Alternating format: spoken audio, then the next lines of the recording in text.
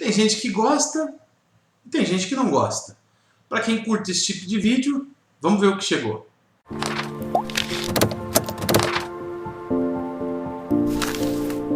E aí galera, sejam bem-vindos ao Bolseiro do Sul. Hoje eu vou mostrar o que chegou de lá pra cá, mês de março e abril.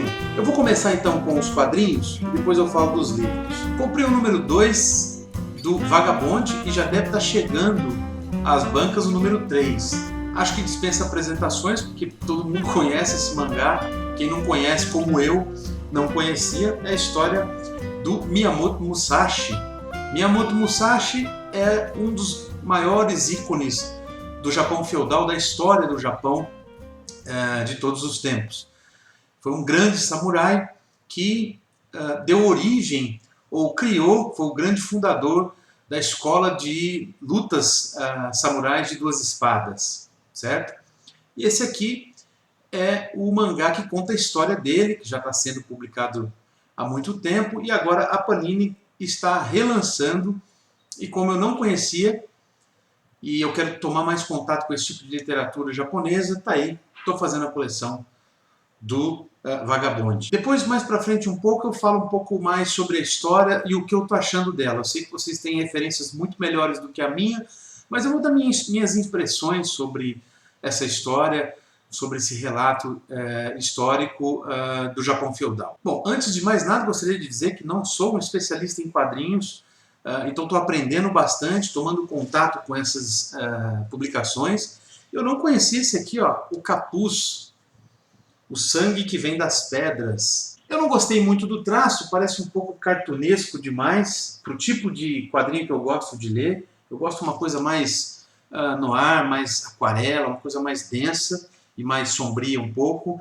Mas a história parece ser interessante. O fato é que esse cara chamado Parker Robbins encontra uma criatura estranha que veste esse capuz e veste essas botas estranhas aqui.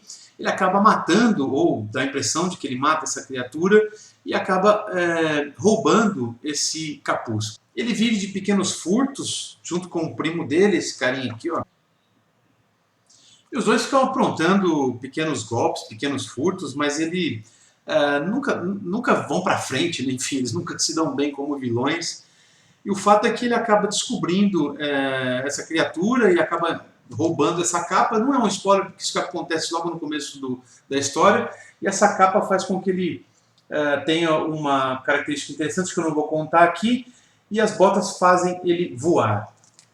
Então começa a história. Eu não terminei de ler, estou aqui mais ou menos na metade dessa história. Eu tive que parar de ler para fazer algumas coisas, mas eu vou retomar aqui, parece ser legal. Depois eu recebi duas grandes obras de arte em graphic novels da Companhia das Letras. Não é puxação de saco da editora, é que simplesmente eles têm ótimos títulos, e recebi nada menos do que esse calhamaço Habib. E não comecei a ler ainda, do Craig Thompson. São 700 páginas de uma história maravilhosa, muito bem desenhada, que assim que eu concluir essa leitura, ou durante a leitura, quero passar para vocês minhas impressões, mas foi sempre muito bem recomendada. Olha isso, os detalhes, né, a preocupação com cada detalhe do quadrinho, e é uma saga, uma história enorme. Acho que vai valer muito a pena. Ótima aquisição aqui, presente da Companhia das Letras. E o segundo, não menos importante, O Estrangeiro, baseado na obra do grande escritor Albert Camus, tá aqui. Esse aqui também é bem legal, conta a história desse rapaz que perde a mãe aqui. Este aqui, apesar de ter uma paleta bem luminosa, bem clara, não é aquele estilo mais sombrio, tem um traço realmente muito mais bonito, de um estilo que eu gosto muito mais. Dá uma olhada aqui, ó. Logo no começo aqui, quando ele fica sabendo que a mãe morre, ele tem que enterrá-la, ele vai até o lugar onde ela está. Tem assim, passagens que são muito bonitas, olha só que bacana isso. E tem muito mais a cara do que eu gosto de ver em quadrinhos. Tenho certeza que vai ser uma leitura bem mais rápida, passo as impressões para vocês em breve, ou aqui ou nos outros canais de comunicação do bolseiro. Esses então são os quadrinhos que chegaram através de aquisições ou parcerias, então vamos agora para a parte dos livros. Chegou também aqui da Companhia das Letras, Narrativas do Espólio, do Franz Kafka. Esse livro aqui é fantástico, pessoal, porque ele mostra vários textos curtos, muitos deles, a grande maioria de textos curtos do Kafka, que foram publicados após a sua morte, como basicamente a maioria dos seus escritos, né, dos seus contos e romances, porque ele queria realmente que fosse tudo queimado após a sua morte, mas um amigo dele, que era o tutor, que era o guardião desses escritos para a nossa felicidade, para o nosso bem, acabou publicando e não cumprindo com o desejo do amigo. Então esse Narrativas do Espólio vai reunir vários desses escritos, olha, tem bastante coisa, textos pequenas viagens do Kafka, pequenas viagens literárias, eu quero dizer, a sua grande maioria com aquele realismo fantástico, aquele surrealismo até que o Kafka tem. E como são textos curtos, é muito fácil de ler, e é uma ótima caixa de chocolates finos do Kafka aqui, porque você pode ir lendo sortidamente, não precisa ler na sequência, porque são textos independentes, mas mostra muito bem aquele drama kafkiano, aquela atmosfera onde o Kafka leva o seu pensamento a níveis bastante inusitados. Então, só para fazer uma referência aqui, já está no volume 6, Grandes Nomes da Literatura da Folha de São Paulo. Tem gente que não gostou, tem gente que criticou bastante essa coleção. Eu acho que tem valido a pena, não tenho tido grandes problemas com ela. Número 3 aqui, O Admirável Mundo Novo, do Aldous Huxley. Número 4, A Morte de Ivan Ilitch, do Tolstói. Capas lindíssimas, né? Uma coleção realmente bonita na sua estética, eu acredito. Clarice Lispector, Uma Aprendizagem ou Livro dos Prazeres. Entendo que são também livros de domínio público, que não precisariam estar sendo comprados dessa forma, mas é uma coleção que, para mim, vale a pena fazer.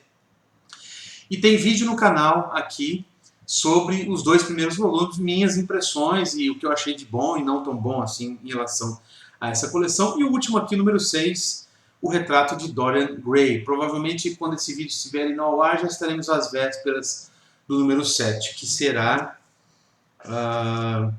Dostoiévski, Memórias do Subsolo. Vocês encontram aqui na descrição, então, o link para o vídeo do primeiro volume, na verdade, o primeiro e o segundo, porque o segundo vem de forma gratuita para você.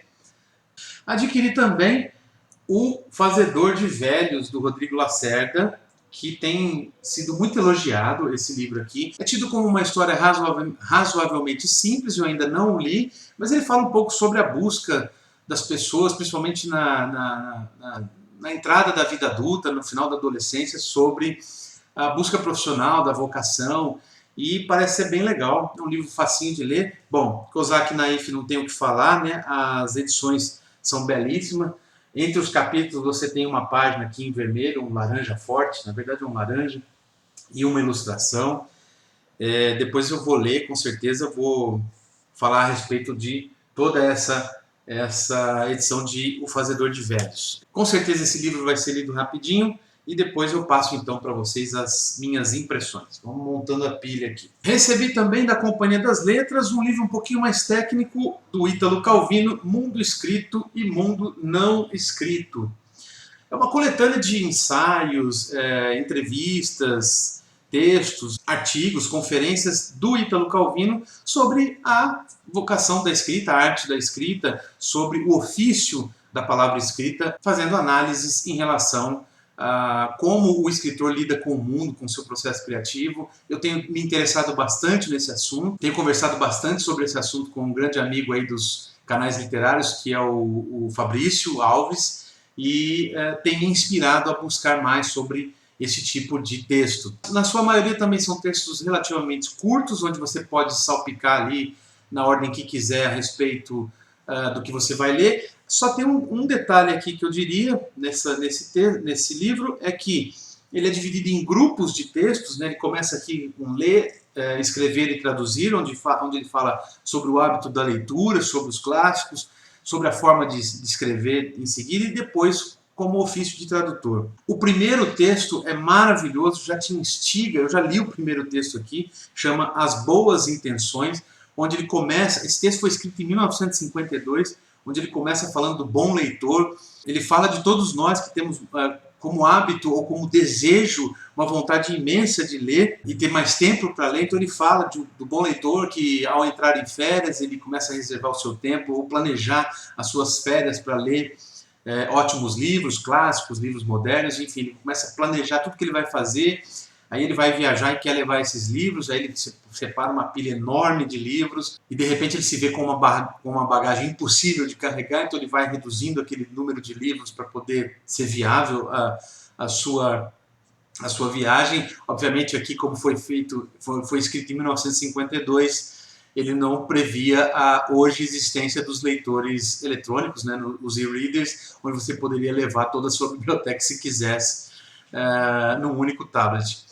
É engraçado, inclusive, fazer essa relação com a nossa realidade de hoje. Mas, enfim, então ele começa dizendo sobre a vontade que esse bom leitor tem em carregar esses livros e poder ler e fazer planos. E ele vai para uma casa de praia ou para o campo, onde ele vai poder ler sossegado. E aí ele vai com esses livros para suas férias. Só que nas férias ele encontra amigos e tem as baladas, tem as festas, tem as atividades daquele lugar paradisíaco ou lugar turístico, e ele acaba relegando a sua leitura para mais tarde. Enfim, e vai e se envolve em todo aquele passeio de férias, se envolve com seus descansos físicos e acaba não lendo praticamente nada do que ele tinha programado para ler e volta ao trabalho.